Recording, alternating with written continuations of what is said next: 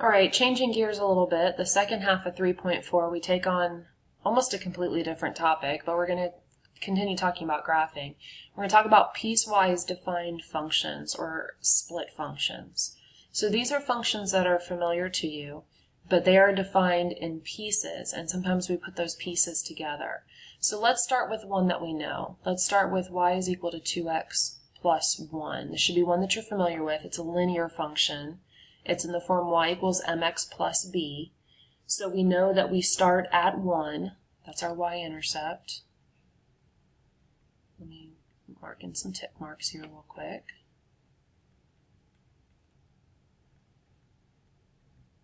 Okay, so we start at 1, and the slope is 2, so that tells us to go up 2 over 1, up 2 over 1, or we could go down 2, back 1, down 2, back 1.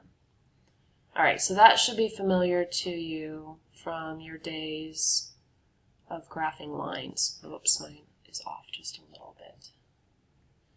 Okay, so I'm off just a smidge there. Okay, so we get that line and everything's good. All right, but what we're looking for here are functions that are defined in pieces.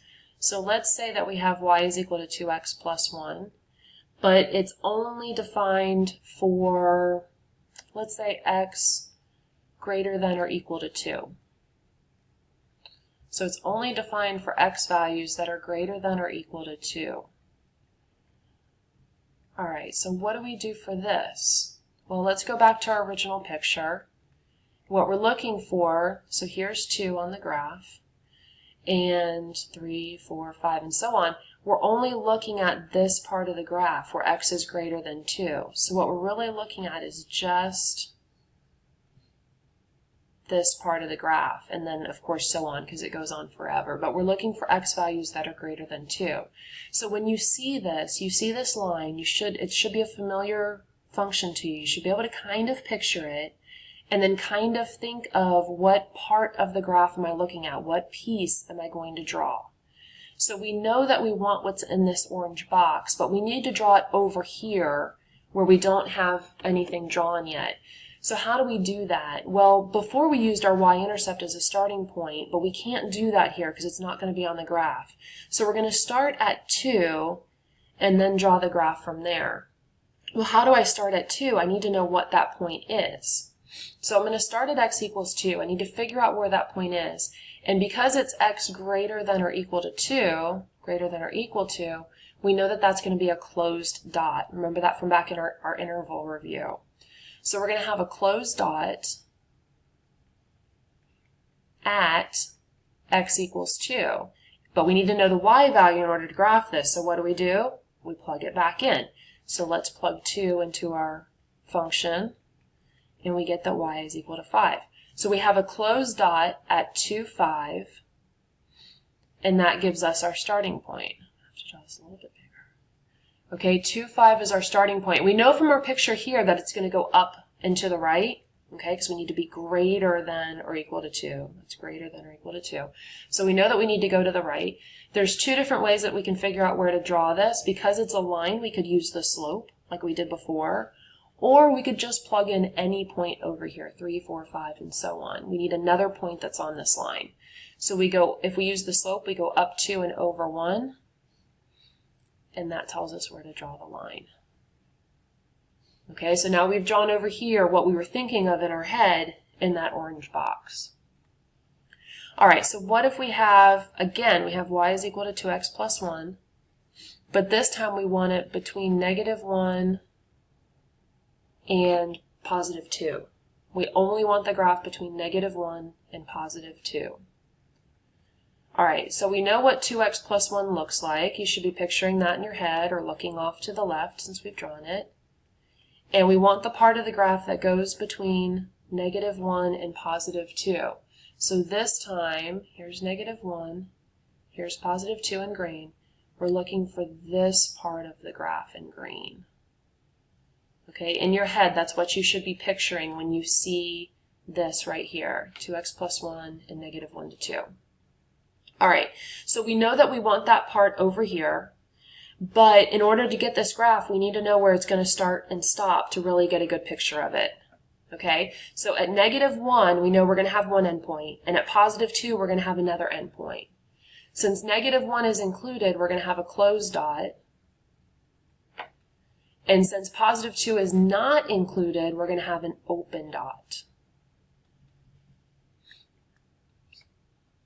Okay, so we've got a closed dot at -1, and when we plug that in, we get -2 plus 1 is -1. So we've got a closed dot at -1, -1. And we've got an open dot at 2, and when we plug that in, we already know we get 5, but I'll do it again. So we've got an open dot at 2, 5. So 2, 5. So we've got a closed dot at -1, -1, an open dot at 2, 5. We know that this is a line, so we can go ahead and connect them. Whoop, I'm off a little bit, hold on. Okay, we know that it's a line between them. All right, which is what we were kind of picturing over here in the green circle. Now we have it nice and solid because we know exactly where it starts and where it stops, and we've got that piece of the function. All right, let's try this one next. Let's try x squared between -2 and +1. So first, in your head, picture x squared. We just did this in the last video. X squared is the parabola, that's the U-shaped one. Okay, so we've got the U-shaped graph, and we only want the picture between -2 and +1. So try to picture that in your head. We're going to chop it off at -2, and we're going to chop it off at +1. Okay, so let me draw in my tick marks again here.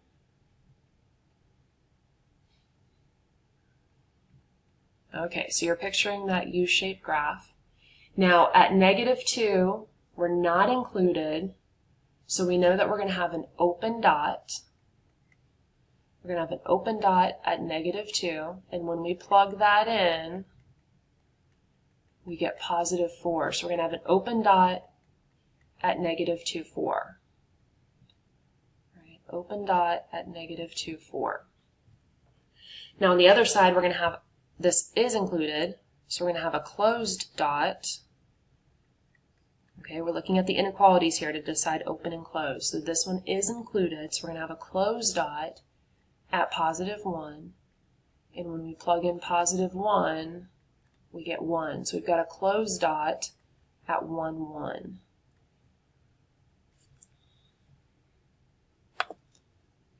I'm going to clean this one up just a little bit because, come on. It doesn't quite look like an open dot. Okay, so -2, 4. Let's make that a better. There we go. Okay, so we've got an open dot at -2. We've got a closed dot at 1. Now, the one that we did before was a line, so we connected them, but this one's not a line. It's the U-shaped graph. So we've got to fill in with the U-shaped graph. If you know what that looks like, you can just go ahead and fill in the shape. If you're not sure, you can always plug in points. Okay, but if you can remember what that looks like, the U shape like that. Okay, and we chop it off at -2 and we chop it off at +1. So that's what x squared looks like between -2 and +1. All right, our last example for this question, for this section is going to be this one, this function right here. This function is a piecewise defined function in 2 pieces instead of just one that we saw before. So we've got one piece for x less than 0 and another piece for x greater than 0. So x less than 0 is going to be this side, the left side of the graph. And x greater than 0 is going to be the right side of the graph. So on the left side of the graph, we're going to look like 2x plus 1. And the first thing you should do is try to picture what kind of graph is that. So remember, when you see x with no exponents or anything else, that's linear. So this first one, that's a line. So we're going to have one line on the left side of the graph. Okay, on the right side of the graph, we've got x plus 3. That's also a line, it's just a different line. So we've got one line on the left, we've got a different line on the right. So try to picture that in your head. One line on the left, one line on the right. And now we just have to figure out where to put it. Okay, so let's start with the left side of the graph. We know that we're going to have an endpoint at 0, and it's not included, so we're going to have an open dot at 0. And when we plug that into the first part, because we're just looking at the first part, when we plug that in, we're going to get 2 times 0 plus 1. That's 0 plus 1 is 1.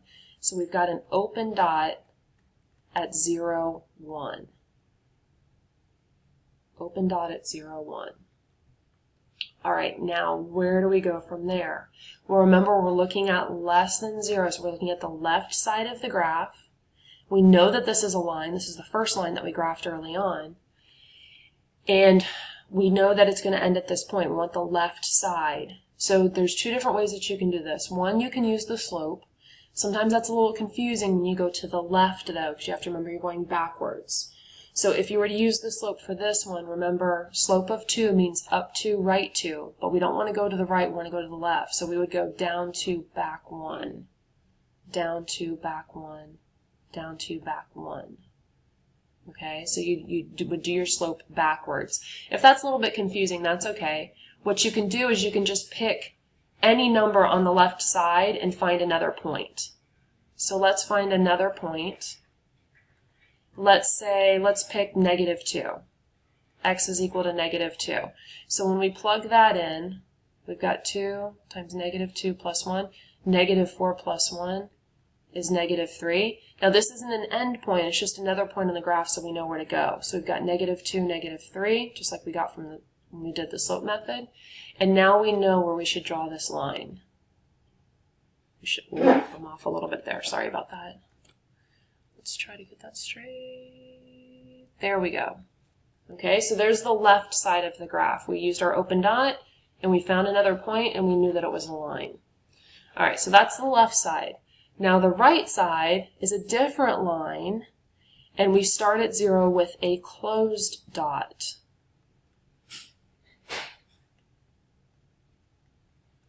So now we're starting with a closed dot at x equals 0, and we're using this part.